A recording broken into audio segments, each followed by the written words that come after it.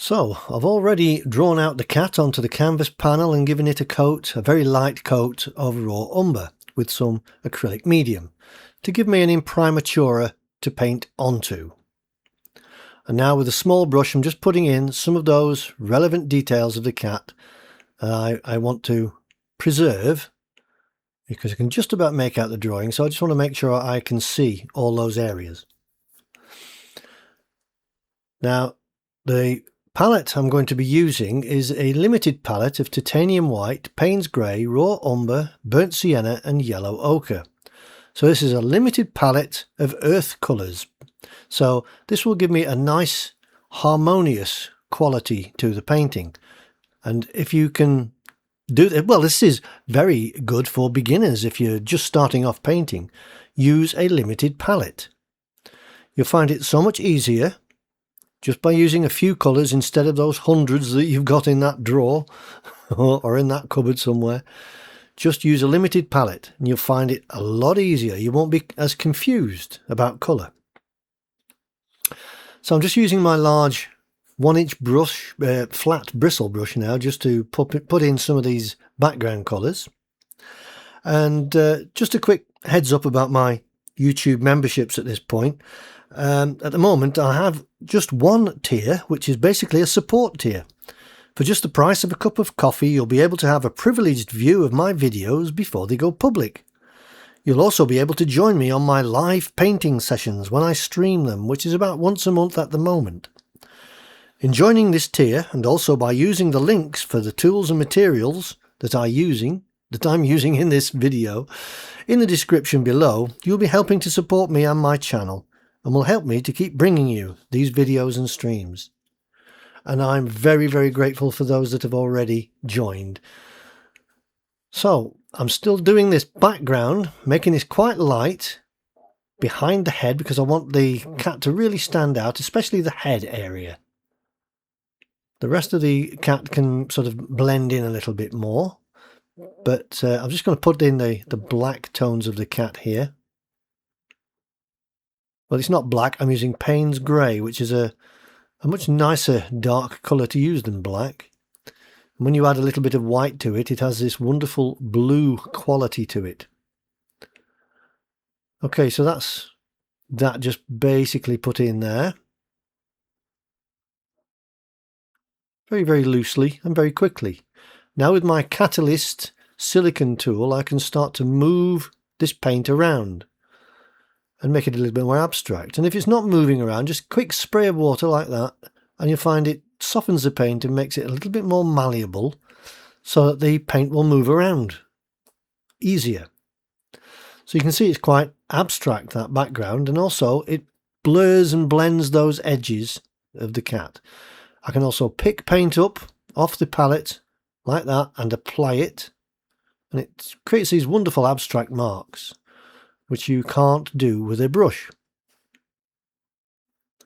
And while the paint's wet in that bottom left hand corner, I'll just scratch my signature there, like so.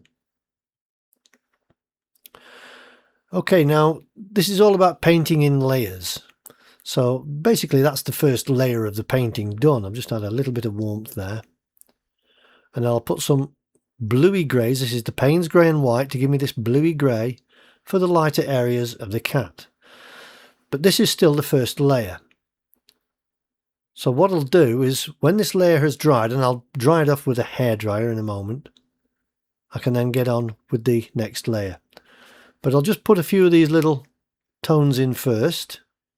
These light tones where I think the light might be catching the cat. And then move them around with the silicone tool once again. Like that, and really mess it up. And I can start putting in some of these black areas. It's dry enough now to actually do that. Put those darker areas back in this next layer. But if it is still wet, then just dry it off with a hairdryer, or leave it for 5-10 minutes before you do the next layer. Painting in layers is the easiest way to paint with acrylics, especially if you're a beginner. You do a layer, you let it dry, you paint a layer over the top. It's as simple as that. So I'm just drying that off now because I want to do a little bit more to the body of the cat. So with a hairdryer, dry that layer off. And now I can mix a little bit of the yellow with a little bit of the burnt sienna there to give me the colour of the eye. I just need to get a little bit more realistic now with the eye, because the face and the eye, well, basically the eye is going to be quite realistically painted. The animal itself is going to be in Impressionist style, very loose, and then the background is going to be abstract. So it's combining all those three elements in the one painting. So this brush I use for doing fur. I like to bend the bristles of it to splay the bristles, and it allows me to paint smaller areas like this and make it look like fur. It just has a natural quality when you bend the bristles. It will ruin a brush, a good new brush, so don't use a new brush for this unless you have no alternative, but find an old worn nylon brush that you can do this with, and you'll find the bristles just tend to splay naturally. I'm just putting a bit of colour into that bottom area of the cat there, a bit of warmth, just to give it variety, because although it's a black cat, it will still have variations of colour within the coat. A black animal is not just black, it has other colours within it. You just have to look more closely, and that's something you develop as you progress as an artist, and the more paintings you do, the more you're looking, the more you will see these things. Different colours in everything.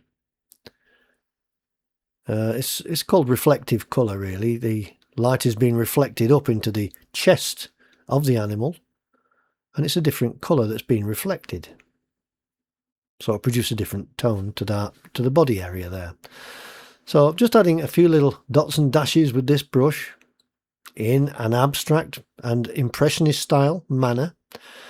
Again, that layer's dried, so a quick mist spray of water will allow the paint to move around as I put in the next layer, and this time you can see it's going a little bit darker. But as I go over some of those lighter areas, you'll see that it's not obliterating them completely. You'll still see through that darkness to the layer beneath, which keeps the interest in those dark areas. So your dark areas shouldn't be solid black or whatever they are, solid dark. They should be transparent to show interesting layers beneath. So I can put some thicker areas in with this bristle brush, some thicker darks, just on the edges there. And then using the same brush, I can put some lights back in here, on this edge here, just to adjust that side of the animal, which wasn't quite correct. So you can adjust as you go along. That's the beauty of acrylic paints. I'm making this a little bit brighter now behind the head. A little bit of yellow ochre added into that white, tiny bit. And then a little bit more brighter, a little bit brighter still, will really make that stand out. So you can see how the cat's face and head are quite sharp in outline, whereas the body drifts and blends into the background, and that's softness. So you must learn to use hard and soft edges when you're painting, because that will direct your attention. If you've got soft edges, the viewer's eyes and the direction of their attention will be geared towards those areas which have got hard edges and detail, such as the eye and the nose. So I'm just putting the eye in, that little lower eyelid, and shading the top of that eye where it's casting a shadow. The upper lid is casting a shadow, and making it as dark as is required now, just round those little areas. Creates that level of detail. A little bit of grey now, just to put a couple of little dots of light there, here and there.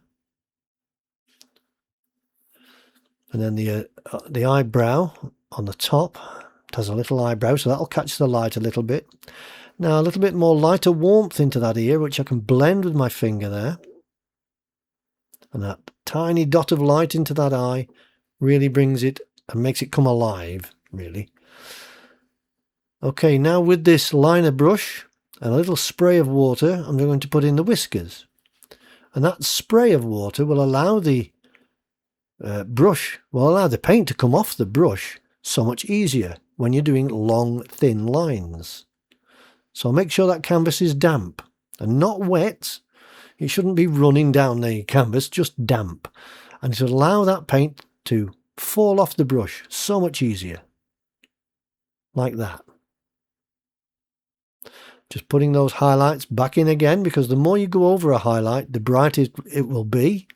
The same with the darks. The more you go over the darks, the darker they will eventually be. Dry that layer off once again. So that's another layer. Dry it off. And then I can start with another layer, just putting some lighter little bits with the splayed bristle technique on this brush. Just made a mistake there, so with a little bit of water on my finger I can move that and rub it around and get rid of it. So I'm just going to put these dark areas back in again, the darkest areas with this brush. I'll go over the entire cat doing little bits like that here and there until I'm happy with it. And then once that's done, then that is the painting finished. If you have enjoyed this video and hopefully found it interesting and entertaining, please don't forget to give it a thumbs up and subscribe to my channel. Be sure to click on the little bell icon if you wish to be notified of my latest videos.